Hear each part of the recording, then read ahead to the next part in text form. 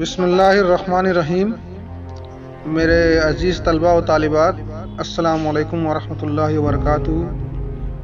मैं डॉक्टर मिराजुद्दीन खान आपकी खिदमत में हाज़िर हूँ। आज मैं एक ऐसी शख्सियत के बारे में गुफ्तगू करना चाहता हूँ जिस पर हम सबको नाज है, जो एक मुकम्मल इंसान थे और जिनकी शख्सियत को पढ़कर हम मायूसी के दलदल से बाहर निकल आते हैं और हमारे अंदर एक नया जोश और बलबला पैदा हो जाता है। मेरी मुराद हमारे साबिक सदर जमहूरिया डॉक्टर APJ अब्दुल कलाम से है, जिनका पूरा नाम अबुल फ़ाखिर ज़ैनुल आबिदीन अब्दुल कलाम था। अब्दुल कलाम 15 अक्टूबर 1931 को रामेश्वरम, तमिलनाडु में पैदा हुए। आपके वालिद का नाम ज़ैनुल आबिदीन और वालदा का नाम आशियम्मा था। वो एक माहीगीर के घर में पैदा हुए। उनके वालिद एक मल्लाह थे। अब्दुल कलाम सुबह 4 बजे उठकर और नहाकर ट्यूशन पढ़ने जाते थे, क्योंकि मास्टर की ये शर्त थी कि वो बिना नहाए हुए बच्चों को नहीं पढ़ाएगा। और वहाँ से वापस आकर 10 साल अब्दुल कलाम अखबारात बांटने जाते थे। फिर उसके बाद स्कूल जाते थे। अपने स्कूल के दिनों में अब्दुल कलाम नई चीज़ें सीखने के बहुत शौकीन थे। उनके अंदर सीखने की भूख थी और वो घंटों पढ़ाई पर ध्यान देते थे। वो 2002 से 2007 तक हिंदुस्तान के सदर रहे। इस दौरान वो अवाम में सदर के तौर पर बहुत मकबूल हुए। उनके दौरे सदारत में मुल्क और फ़ौज ने बहुत से संग-मील हासिल किए। वो काम में इतना मसरूफ़ होते थे कि सुबह सवेरे उठ जाते थे और आधी रात तक काम करते रहते थे। इस शख्स का हिंदुस्तान को एक अजीम मुल्क बनाने का विज़न था और उनके मुताबिक नौजवान ही मुल्क का असासा हैं। इसलिए हमें उनकी हौसला अफजाई करती रहनी चाहिए। कलाम ने हिंदुस्तान के खलाई प्रोग्राम को नई बुलंदियों तक पहुंचाया। उन्होंने दिफाई मैदान में भी शानदार खिदमत अंजाम दी। इसलिए आज पूरा मुल्क उन्हें मिसाइल मैन के नाम से जानता है। अब्दुल कलाम ने साइंस के मैदान में बेमिसाल खिदमत अंजाम दी। अग्नि और पृथ्वी की तैयारी में मदद की।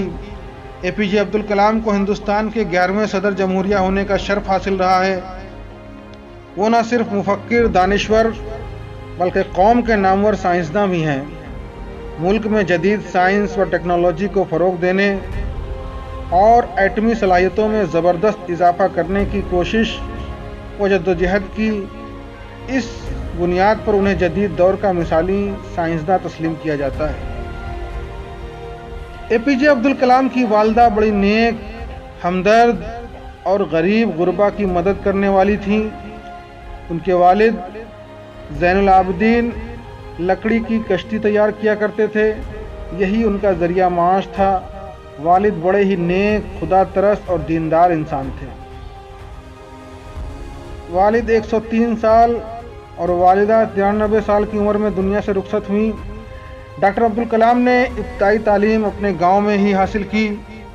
आपने सेंट जोसेफ कॉलेज तिरुवनंतपुरम से ग्रेजुएशन मुकम्मल करने के बाद मद्रास इंस्टीट्यूट ऑफ टेक्नोलॉजी से 1950 में एरोनॉटिकल इंजीनियरिंग कॉलेज से डिप्लोमा किया।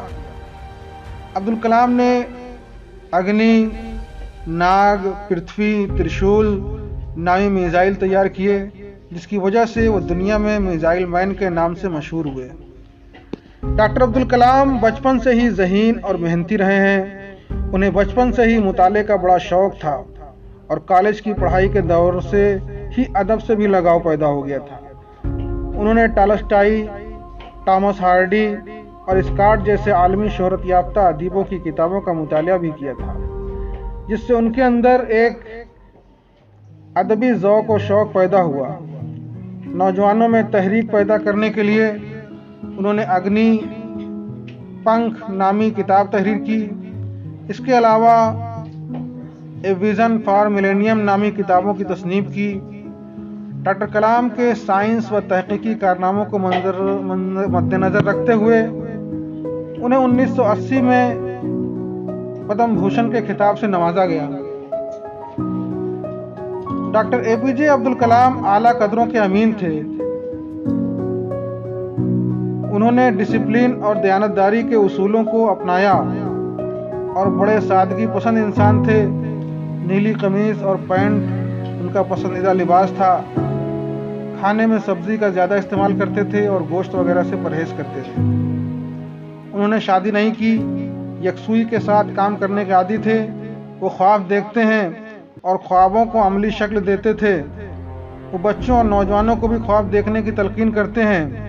उनका कहना था, ख्वाब वो नहीं है जो हमें सुला दें, बल्कि हमें जागती आंखों से ख्वाब देखना चाहिए और फिर अपने ख्वाब की तकमील में लग जाना चाहिए।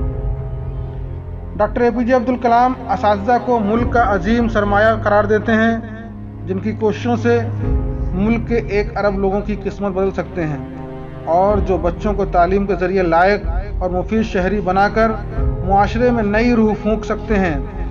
इनके नज़दीक हकीकी तालीम वो है जो किसी शख्स की फ़िक्र को जगाए और सोचने लगे कि मैं क्या कर सकता हूँ। इस तरह डॉक्टर अब्दुल कलाम ने अपनी ज़िंदगी निहायत मेहनत व जुस्तजू के साथ साइंसी तहकीकात के लिए वक्फ कर दी। 25 जुलाई 2002 को उन्हें सदर जमहूरिया हिंद मुंतखब किया गया। इनके कारहाय नुमायाँ ही से वो बुलंदी के मकाम पर पहुँचे। वो न सिर्फ हिंदुस्तान बल्कि दुनिया भर में इज़्ज़त की निगाह से देखे जाते हैं। डॉक्टर अब्दुल कलाम पर हिंदुस्तानी अवाम को हमेशा नाज रहेगा। अब हम उनके कुछ वाक़यात जो उनकी ज़िंदगी से मुताल्लिक़ हैं उनके बारे में गुफ्तगू करना चाहते हैं, जो हमें बहुत मोटिवेट करते हैं। ख़ानदान बड़ा था लेकिन रोटी बहरहाल माही को पकानी पड़ती थी। वो बेचारी सारा दिन घर का काम करती, शाम होती तो वो पूरे ख़ानदान का खाना बनाती। ख़ानदान चूल्हे के गिर्द जमा हो जाता। माँ तवे से ताज़ा रोटियां उतारती जाती और वो खाते जाते। एक दिन माँ का ध्यान भटक गया, रोटी तवे पर पड़ी पड़ी जल गई। माँ ने वो रोटी उतार कर अपने लिए रख ली। खावन देख रहा था, उसने फ़ौरन कहा, ये रोटी मुझे दे दो। माँ ने घबरा कर जवाब दिया, ये जल गई है, मैं आपके लिए और पका रही हूँ। खावन ने मुस्कुरा कर कहा, मुझे दे दो, मुझे जली हुई रोटियाँ बहुत पसंद हैं। और साथ ही हाथ आगे बढ़ाकर टोकरी से रोटी उठा ली और बड़े मज़े से खाने लगा। खाना ख़त्म हुआ। अब्दुल कलाम ने सरगोशी में बाप से पूछा, अब्बा क्या आपको वाकई जली हुई रोटी पसंद है? वालिद ने मुस्कुराकर उसके सर पर हाथ फेरा और आहिस्ता आवाज़ में जवाब दिया, बेटा जली हुई रोटी किसको पसंद होती है? और फिर आपने माँ से क्यों झूठ बोला? बाप ने जवाब दिया, बेटा तुम्हारी माँ सारा दिन काम करती है, ये हमें रोज़ाना अच्छा और मज़ेदार खाना पकाकर खिलाती है। मैंने ज़िंदगी में इसके हाथों से पकी हुई सैकड़ों रोटियां खाई हैं। मैंने अगर एक दिन जली हुई रोटी खा ली तो क्या क़यामत आ गई।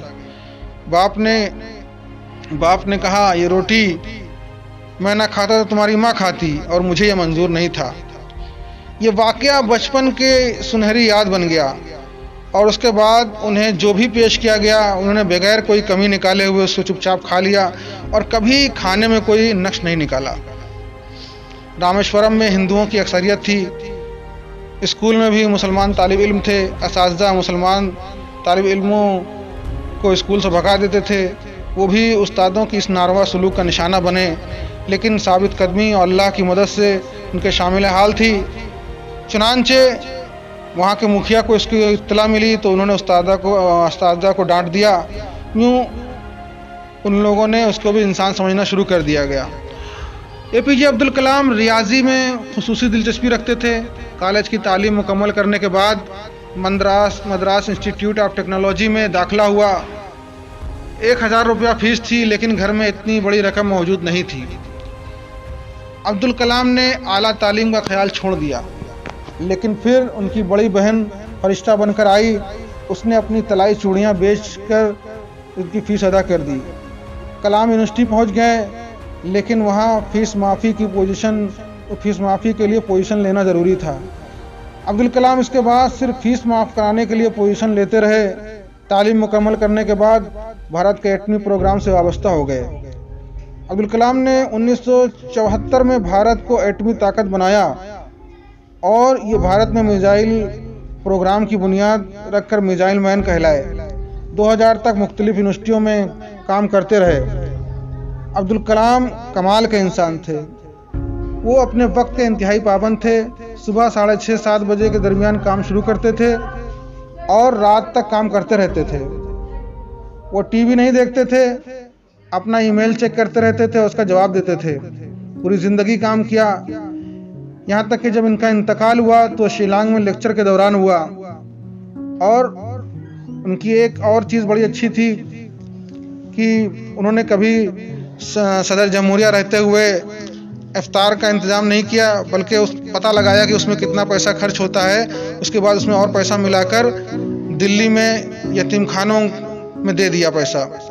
और 176 दौरे किए, लेकिन इसमें सिर्फ 7 दौरे थे जो बाहर किए, बाकी सब अपने मुल्क में ही किए।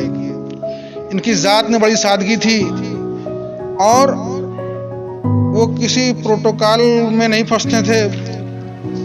यहाँ तक कि उनकी ज़िंदगी में छोटे बड़े बहुत सारे ऐसे वाक़यात हैं जिसको पढ़कर हमें यकीन होता है कि उस शख्स की ज़िंदगी में अच्छाई थी और हम उस पर अमल करके एक अच्छा शहरी बन सकते हैं और अपने मुल्क और कौम के लिए भी अच्छा काम कर सकते हैं। बहुत बहुत शुक्रिया।